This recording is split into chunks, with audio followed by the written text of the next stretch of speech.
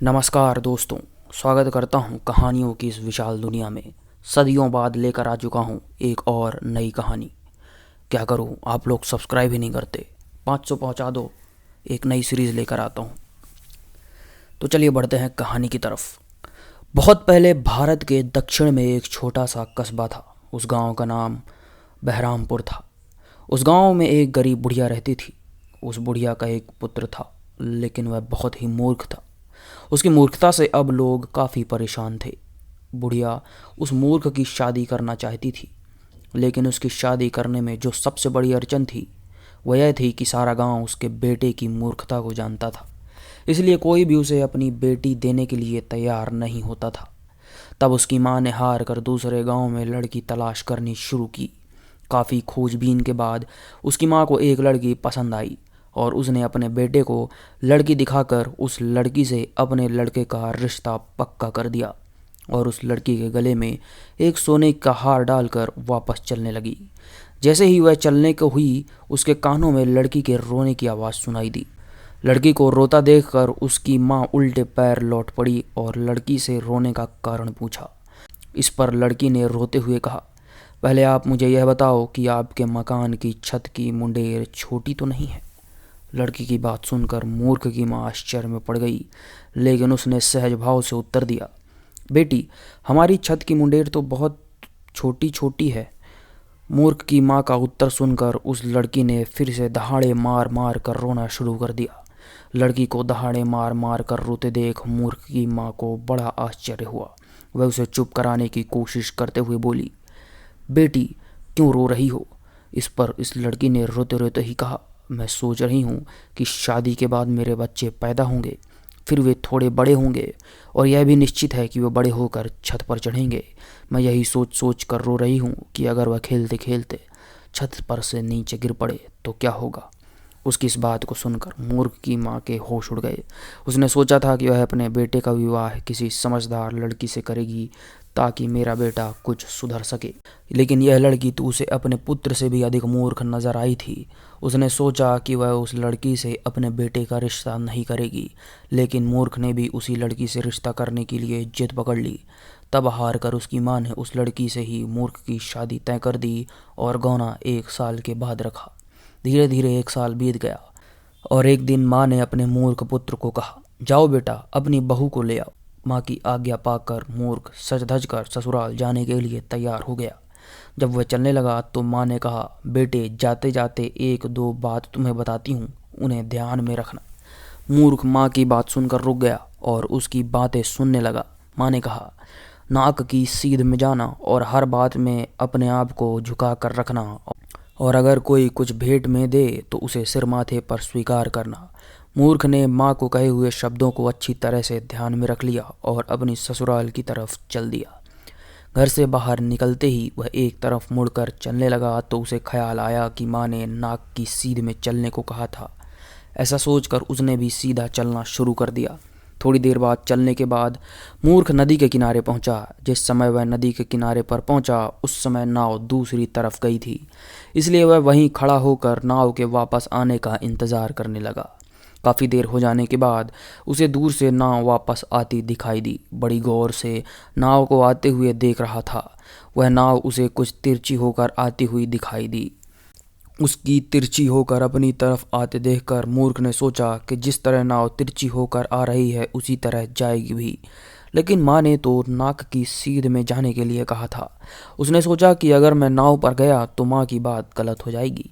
ऐसे सोचते ही उसने जूतों सहित पानी में छलांग लगा दी और नाक की सीध में बढ़ना शुरू कर दिया। थोड़ी देर बाद ही वह नाक की सीध में तैरता हुआ नदी के दूसरे किनारे पर पहुंच गया। नदी के किनारे जो रास्ता दिखाई दिया वह भी आड़ा तिरछा होकर आगे की तरफ जा रहा था। इस आड़े तिरछे रास्ते को देखकर मूर्ख ने उस रास्ते को छोड़ ऊपरी जंगलों और खेतों का रास्ता पकड़ लिया और फिर वह खेतों व जंगलों को पार करते हुए नाक की सीधी में चलता हुआ ससुराल पहुंच गया। वहां पहुंचते ही उसका बड़ा आदर सत्कार हुआ। तमाम सगे संबंधी उससे मिलने आए और मूर्ख ने उन्हें अपना परिचय कराया। एक साहब जो लखनऊ में रहा करते थे और उन दिनों वहां छुट्टी पर आए थे, उन्होंने भी आकर मूर्ख से मुलाकात की। मूर्ख से उन्होंने अपना परिचय इस प्रकार कराया, हकीर फ़कीर सरापा तकसीर को मियाँ नज़र कहते हैं। यह परिचय सुनते ही मूर्ख को अपने माँ की बताई हुई बात याद आई कि अपने आप को झुका कर रखना चाहिए।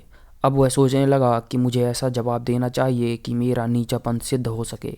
एक क्षण सोचने के बाद उसने कहा, मुझे आँख थू कुत्ते का गू मरी हुई बिल्ली मियाँ शेख चिल्ली कहते हैं। यह उत्तर सुनकर लखनवी साहब मारे हंसी के लोटपोट हो गए और बोले, माशाल्लाह, आप तो बहुत दिलचस्प आदमी हैं। मूर्ख ने यह सुनते ही कहा कि यह दास किस योग्य है, बस आपकी पुरानी जूतियाँ का सोल हूँ। वाह जनाब, अपनी शानदार बातों को उल्टी सीधी कहते हैं, यह आपके महान होने का प्रमाण है। मूर्ख ने यह सुनकर उन साहब के पांव पकड़ लिए और थर्राए हुए स्वर में बोला, आप पहले व्यक्ति हैं जिसने मुझे समझा है, नहीं तो सारी दुनिया के लोग मुझे मूर्ख समझते हैं।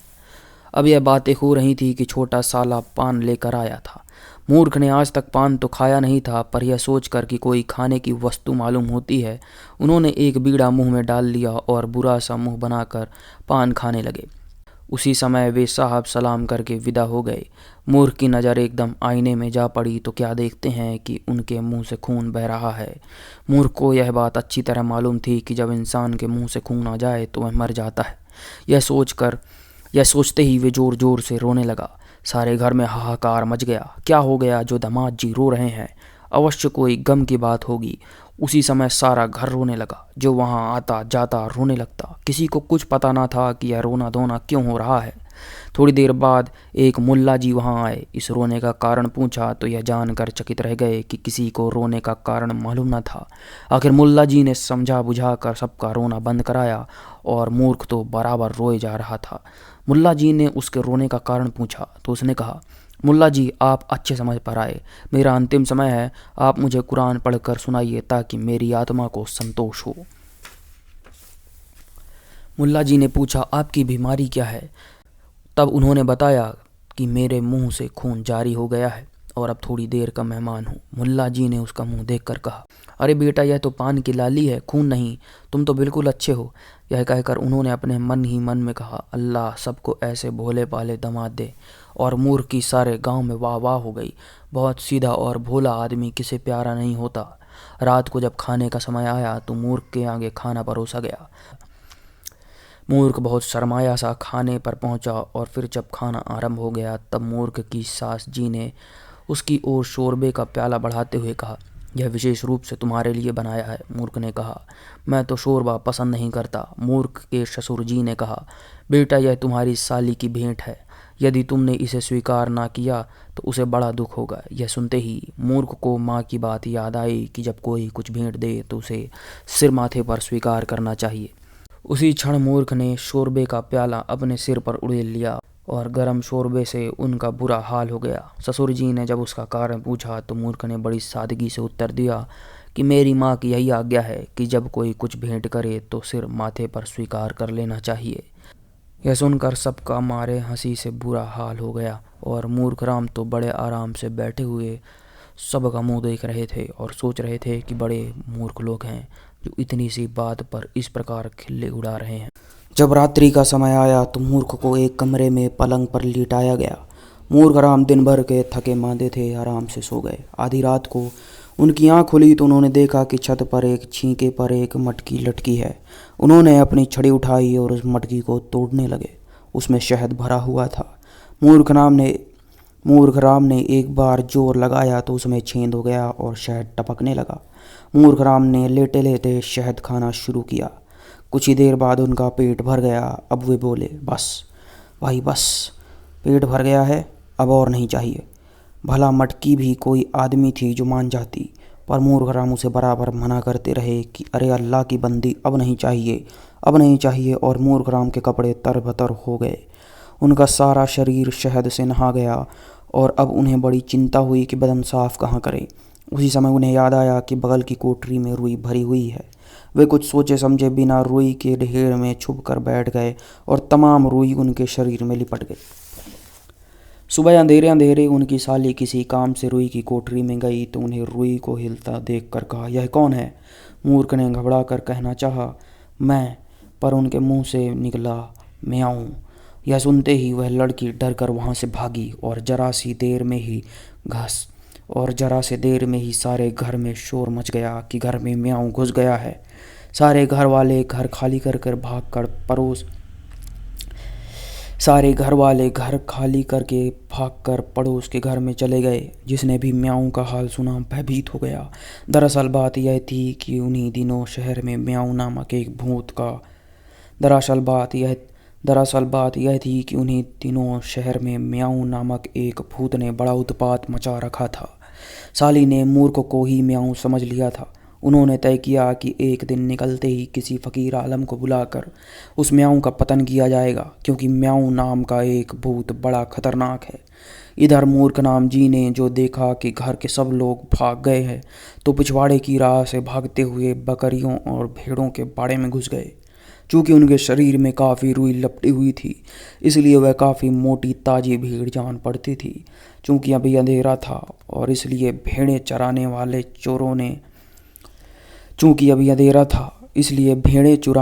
चोरों ने उस बाड़े से एक भेड़ चुरानी चाहिए।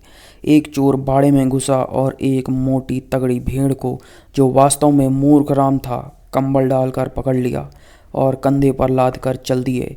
जब गांव के बाहर एक तालाब के किनारे पहुंचे तो उजाला हो चुका था। चोरों ने सलाह की कि मुंह हाथ धोकर जलपान किया जाए, फिर शहर चलकर इस भेड़ को बेच डालेंगे। यह सोचकर चोर वहां ठहर गए। जिस चोर ने यह मोटी ताजी भेड़ लाद रखी थी, उसने उसे जमीन पर डाल दिया। जैसे ही मूर्ख नाम जमीन पर गिरे, उसकी चीख निकल गई, अबे मार डाला। अब जो चोरों ने इस भूतनुमा आदमी को भेड़ के रूप में देखा तो वे जान लेकर भागे और अपना वह कंबल भी छोड़ गए जिसमें वे दो पाँव की भेड़ को लपेट कर लाए थे। अब मूर्ख राम ने इत्मीनान की सांस ली और तालाब में स्नान किया। कपड़े धो निचोड़ कर पहन लिए। गर्मी के दिन थे, इसलिए तुरंत ही सूख गए। अब मूर्ख राम कंधे पर वही कंबल डालकर टहलते हुए घर आए तो देखा घर के तमाम लोग बाहर घबराए खड़े हैं और किसी मुल्ला या आलिम को बुलाने की तैयारी की जा रही है।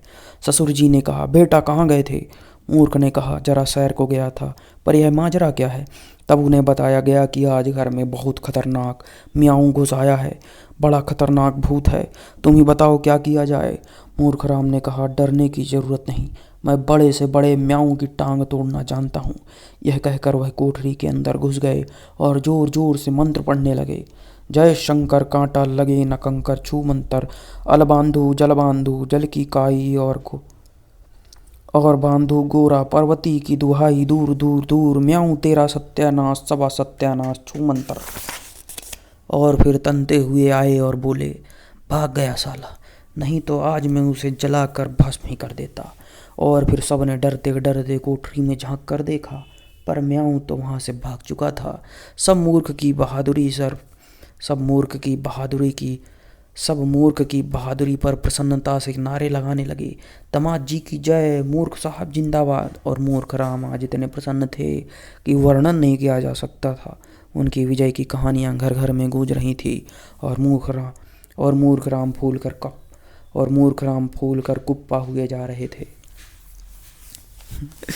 तो दोस्तों, यह थी आज की भूतिया कहानी। कैसे लगी कमेंट बॉक्स पर ज़रूर बताइएगा। और भी कुछ लिख रहा हूँ, कैसे लगी कमेंट पर ज़रूर बताइएगा। हम 500 सब्सक्राइबर के थोड़ा ही करीब हैं, जल्दी से कर दीजिए। फिर और भी कहानियाँ आपके लिए लाता हूँ, तब तक बने रहिए।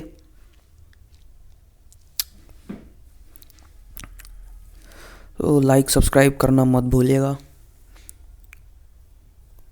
मिलता हूँ अगली वीडियो में, तब तक के लिए शुक्रिया।